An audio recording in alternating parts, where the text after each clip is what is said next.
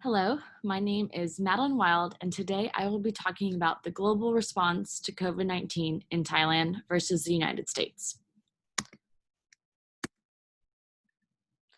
So I chose Thailand because I actually started out the spring semester studying abroad in Khon Kaen, Thailand, which is in the northeast province or like northeast region.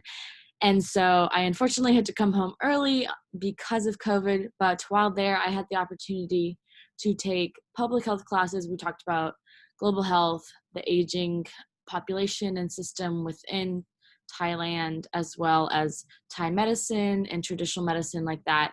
And so I also was able to complete an internship in a local hospital clinic where I kind of got to take part in home visits and shadow in the ER and doctor's appointments and learn about the impacts of like chronic conditions within Thailand and the population. And so I really wanted to do my presentation on Thailand because of all the time I had spent there. So within Thailand, the population is getting close to about 69 million people.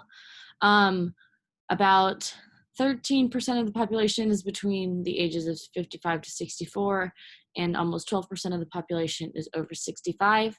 So roughly now, about 50% of the population is urban and about 50% is rural. So it's just slightly over half in the urban areas as more people have moved towards the cities.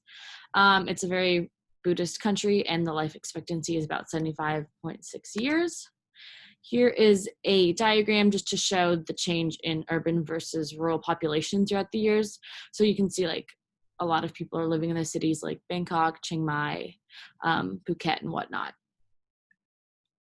Here is a population pyramid to just show the age distribution. So more of the population is going to be growing into the aging society, which is going to become an issue in the future. So within the country, they have universal health care. So people are able to access healthcare really easily and without any costs. I believe for a doctor's appointment, you go in and pay 30 baht, which is basically $1 for every visit. They do not spend nearly as much as the US on healthcare, only about 3.7%. They have a fairly low physician density, so only 0.81 physician per 1,000 people. Their hospital bed density is also fairly low, 2.1 beds per 1,000, and nursing staff is also really low, 28,000 per 10,000 people. They do have a lot of community healthcare workers, so they're just not like the trained nurses and physicians, but that do help with going out on community visits and helping with the aging population. This is just another map of the country to see some of the major cities and whatnot. So here is a timeline of the COVID crisis in Thailand. So the first case was on January 13th, and it was actually the first coronavirus case outside of China. Later, on January 23rd, they raised a travel advisory against travel to China. January 30th, the World Health Organization declared a public health emergency. On March 1st, Thailand had their very first coronavirus death. On March 6th was a very big outbreak in Thailand. There was a Muay Thai boxing match in Bangkok, and so that caused about 104 people to become infected. March 16th, I left, sad day. March 22nd, they had a very high rise in cases, but they have since very much declined with less than 10 cases per day. On March 26th, they entered their state of emergency and kind of took part in the nationwide lockdown, and they also surpassed 1,000 cases.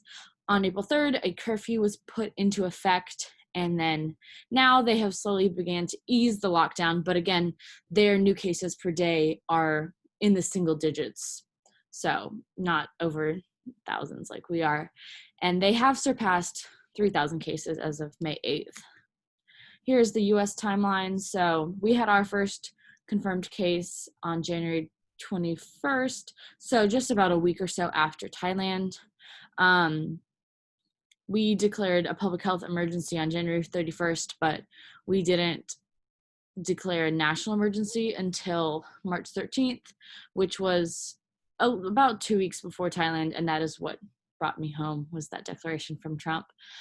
We hit 100 cases on about March 3rd, and we continued to grow.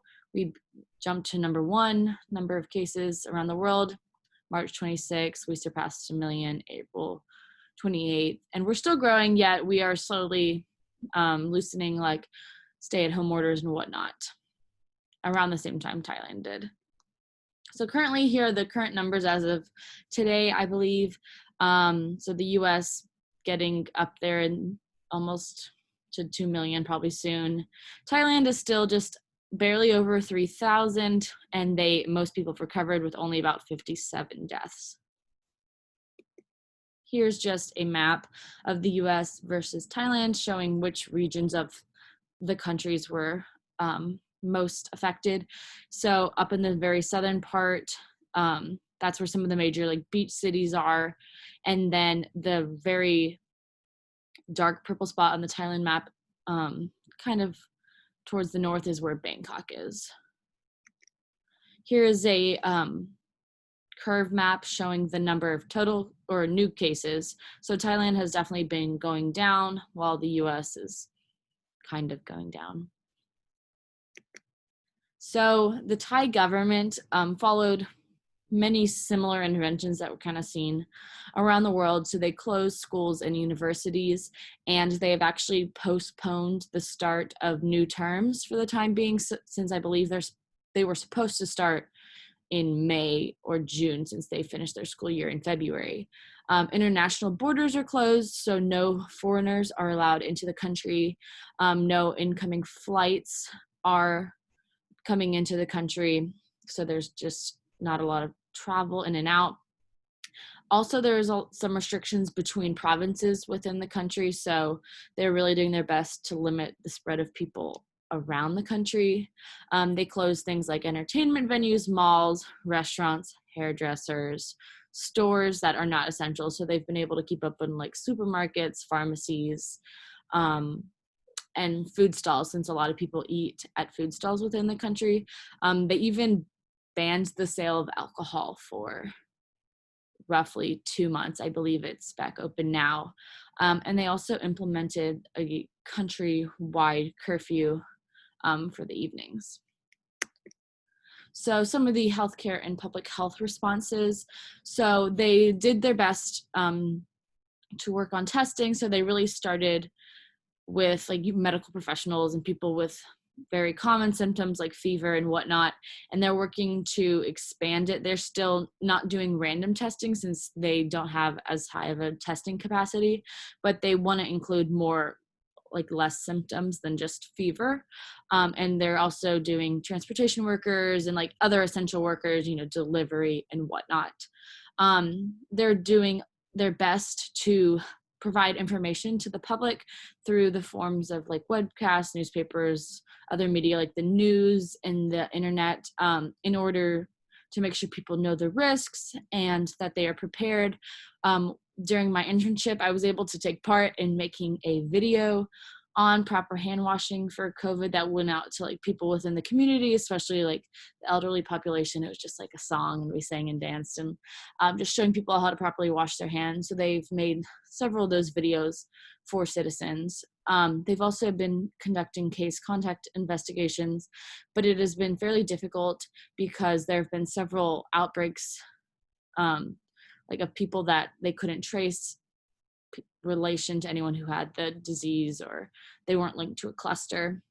They've been doing screenings for temperature and other symptoms in hospitals and airports and other crowded venues like that.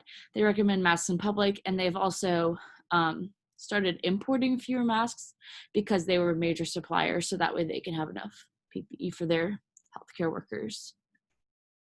So the impact on the vulnerable populations, the elderly population is definitely growing within the country, and so just they're very high at risk. So just making sure that they are safe. A lot of them are with their family members and that they're still able to get the care they need. There's a lot of people that are affected by chronic diseases like diabetes, cardiovascular disease, high blood pressure, whatnot. So just making sure that they are still able to get their proper diets, medications, whatnot, and just remove themselves from the risk of catching COVID. About 50% of the population is rural, so just healthcare is available to all for like free to nothing, but it can be difficult for some people in those rural areas to access healthcare. They might not have cars, it might be a far walk, their public transportation is basically closed, so they will just be responsible for getting themselves there. And they have created stimulus packages to the government to offer to some citizens if they were low income or whatnot, since so many businesses were closed. So I believe in Thailand that their restrictions were quite a bit tighter than in the US.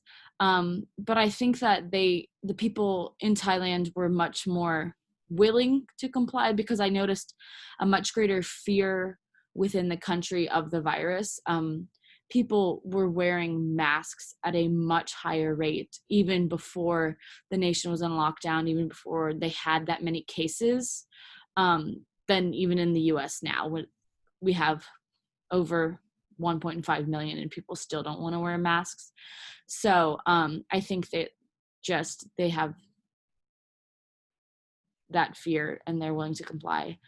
And a lot of businesses, towards the beginning when everything closed, people returned to their hometowns in the rural areas, so that posed a great risk for more spread. But since then, everyone's been home and everything's been closed.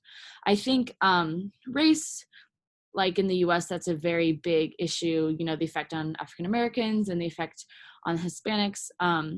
But in Thailand, I mean, the majority of the population is Thai. So it comes really down to, I think, income for a lot of people, because healthcare is also universal. So just, you know, making sure those low income people can access and can stay safe from the virus.